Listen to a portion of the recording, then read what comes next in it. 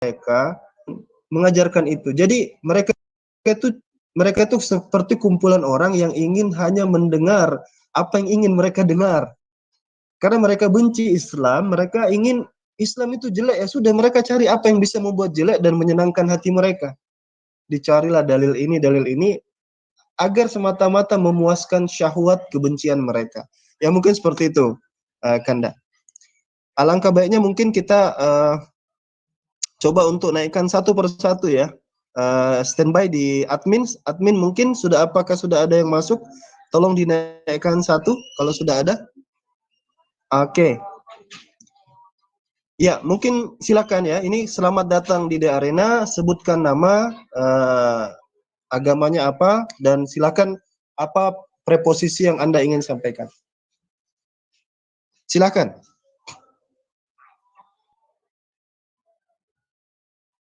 Ya, kok saya di Bestek saja, Pak. Saya Muslim kok. Oke, belum ada yang non-Muslim? Admin? Kalau belum ada yang non-Muslim, kita naikkan dulu yang Muslim, nggak apa-apa. Kita kasih waktu sekitar 3 menit, 5 menit begitu, ngobrol bareng kita, nanti kita turunkan lagi, ganti lagi.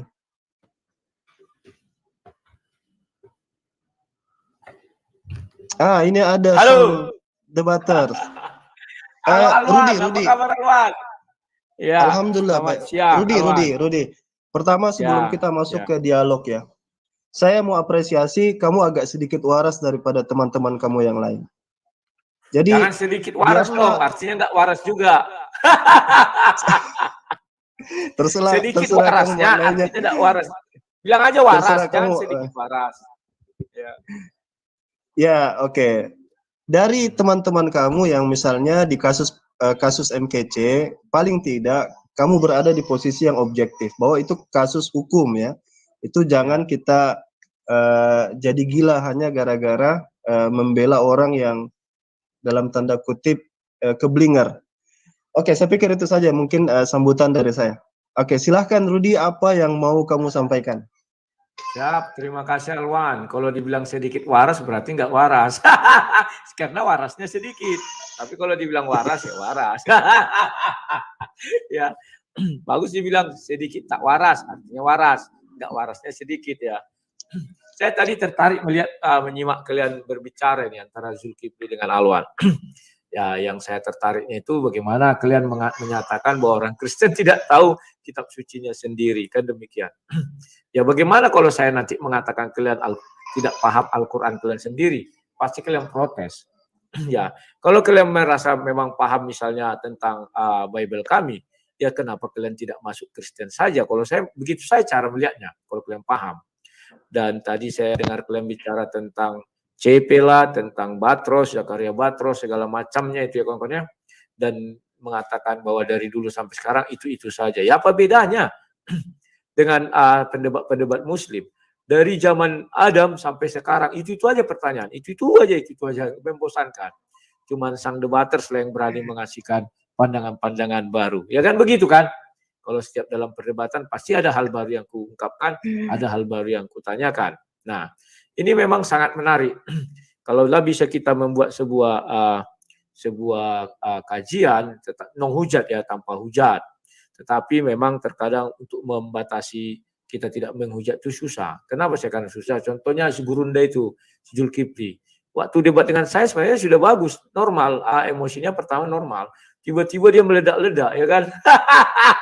Halo Zulkifli, apa kabar Zul? Ya kan?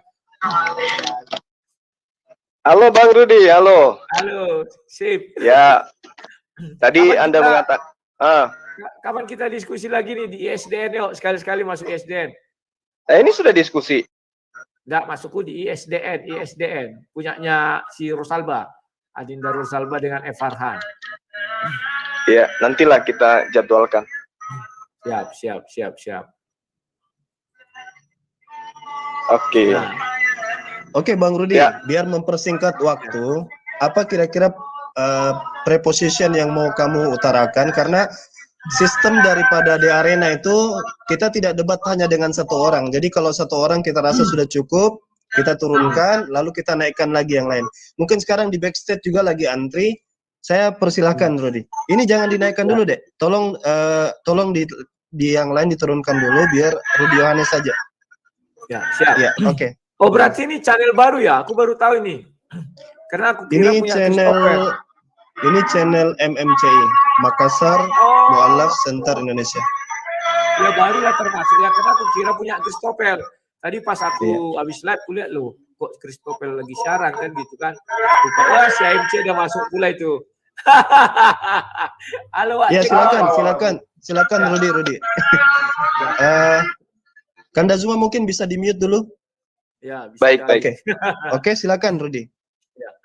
Jadi kalau dari uraian kalian tadi yang saya dengar itu, ya begini kawan. Kalian saja yang mengaku-ngaku diri kalian lebih pintar dari orang Kristen, ya. Sebenarnya yang kalian lakukan itu bukan karena kalian lebih pintar dari orang Kristen, tetapi karena kalian memandang kekristenan dari sudut pandang Islam. Jadi itu namanya pandangan terbalik. Maka kalian kalau sering menerjemahkan kitab suci Kristen itu selalu ngambil dari sudut pandang Islam. Maka yang dilakukan oleh orang Kristen juga hal yang sama sebaliknya. Memandang keislaman itu dari sudut pandang Kristen. Contoh, misalnya di Kristen itu kan kitab sucinya berurut itu dari Kejadian sampai Wahyu. Nah, begitu bertemu di dalam Quran, misalnya tiba-tiba cerita Nuh, tiba-tiba langsung ke Adam. Kan itu banyak ya hal-hal seperti itu. Jadi orang Kristen bilang, loh kok jadi begini? Maka mereka membuatlah pandangan dari sudut mereka. Kan begitu ya. Nah, tetapi satu yang saya mau katakan di sini, bahwa orang Kristen tidak pernah mengatakannya, Kak saya Islamologi, nggak pernah mengatakan demikian. Yang saya salutkan dari kawan-kawan Muslim selalu mengakui mereka Kristologi. Ini saya nggak ngerti apa sih definisi Kristologi ini sekarang. Apa sih? Bukan Kristologi lah. Saya perbaiki Kristolog. Kristologi itu ilmunya, Kristolog itu orangnya. Kristolog maksudnya. Ya. Kalau aku mengatakannya bukan Kristolog, tapi Kristologi. Karena menurutku itu yang terjadi. Kalau kita mengatakan Kristolog, kita lulusan mana sehingga bisa menguasai kekristenan itu? Sama dengan saya, kalau saya katakan saya ismolog, Islamologi, ismolog atau apa istilah kalau Islam? Saya nggak tahu. Kalau saya katakan itu, tentu kalian nggak terima. Langsung kalian bilang, kamu bisa baca apa enggak? Bahasa Arab. Kan itu standarisasinya. Maka saya akan bilang, loh maaf ya, saya tidak sedang belajar atau lomba tilawatil Quran, kan gitu, lomba baca Quran ya. Tetapi kita hanya membaca ini dari segi keilmuan, saya bilang. Tetap aja kalian nggak terima, ya begitulah. Sama dengan kami.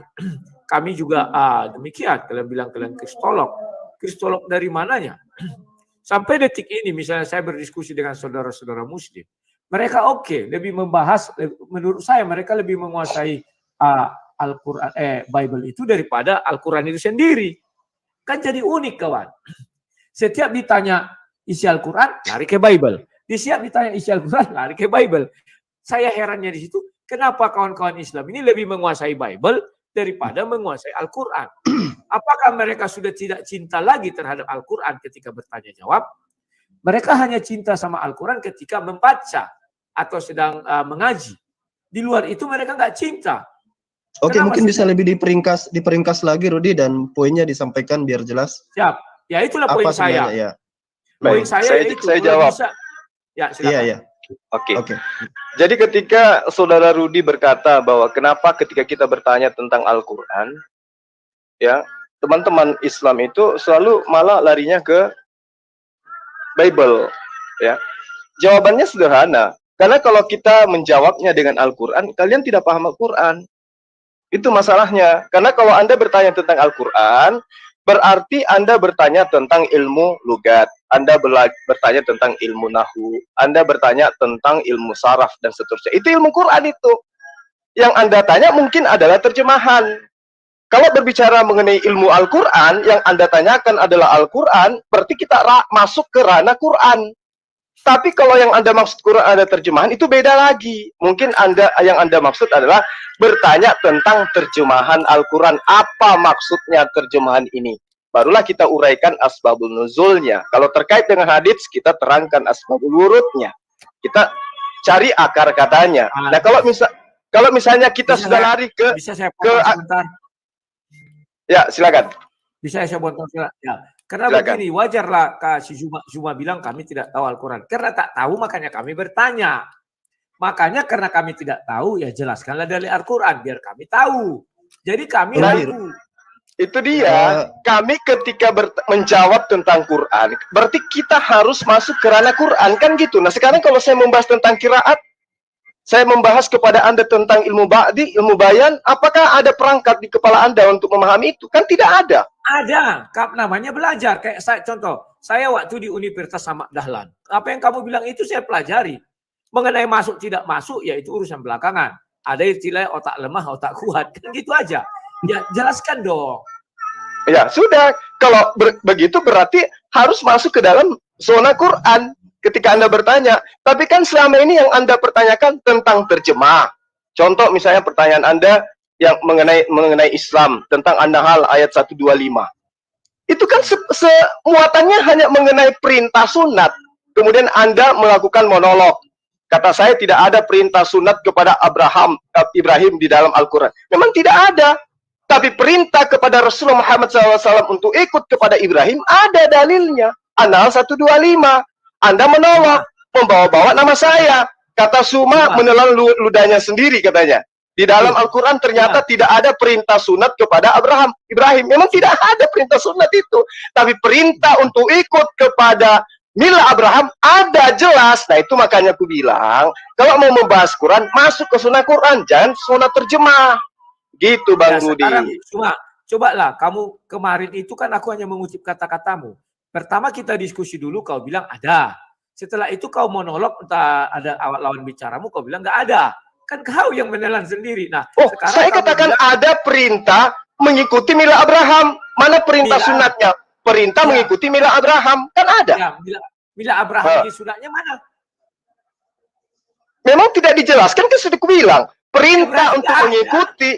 Ya, tidak ada perintah bersunat untuk Abraham dalam Al-Quran. Memang nggak ada.